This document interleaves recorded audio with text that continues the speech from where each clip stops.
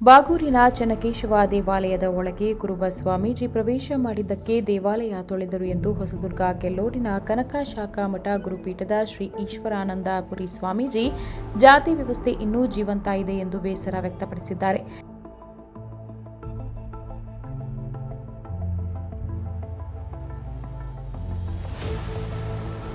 ಇದೀಗ ಸ್ವಾಮೀಜಿಗಳ ಹೇಳಿಕೆಯ ಬಗ್ಗೆ ದೇವಸ್ಥಾನದ ಪ್ರಧಾನ ಅರ್ಚಕ ಶ್ರೀನಿವಾಸ ಅಯ್ಯಂಗಾರ್ ಪ್ರತಿಕ್ರಿಯೆ ನೀಡಿದ್ದು, ಸ್ವಾಮೀಜಿಗಳಿಗೆ ಯಾವುದೇ ರೀತಿಯ ಅವಮಾನ ಆಗಿಲ್ಲ ಎಂದು ಸ್ಪಷ್ಟನೆ ನೀಡಿದ್ದಾರೆ.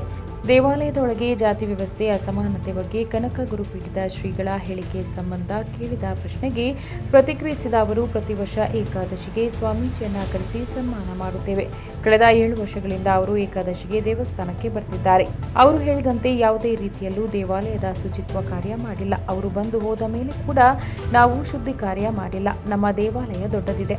ಪೂಜೆಗೂ ಮೊದಲು ಶುದ್ಧ ಕಾರ್ಯ ನಡೆಯುತ್ತೆ ಹೊರತು ಭಕ್ತರು ಬಂದ ಮೇಲೆ ಶುದ್ಧಿ ಕಾರ್ಯ ಮಾಡೋದಿಲ್ಲ. ನಮ್ಮ ದೇವಾಲಯದೊಳಗೆ ಅರ್ಚಕರನ್ನ ಹೊರತುಪಡಿಸಿ ಯಾರನ್ನೂ ಬಿಡೋದಿಲ್ಲ. ಈ ವಿಚಾರ ಸ್ವಾಮೀಜಿಗೂ ಗೊತ್ತಿದೆ.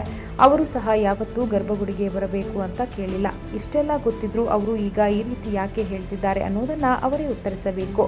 ಅವರು ದೇವಾಲಯಕ್ಕೆ ಬಂದು ಹೋಗಿದ್ದು ಡಿಸೆಂಬರ್ನಲ್ಲಿ. ಅಂದಿನಿಂದ ಏನೂ ಮಾತನಾಡದೆ ಈಗ ಯಾಕೆ ಹೀಗೆ ಮಾತನಾಡ್ತಿದ್ದಾರೆ ತಿಳಿಯುತ್ತಿಲ್ಲ ಎಂದು ಹೇಳಿದರು.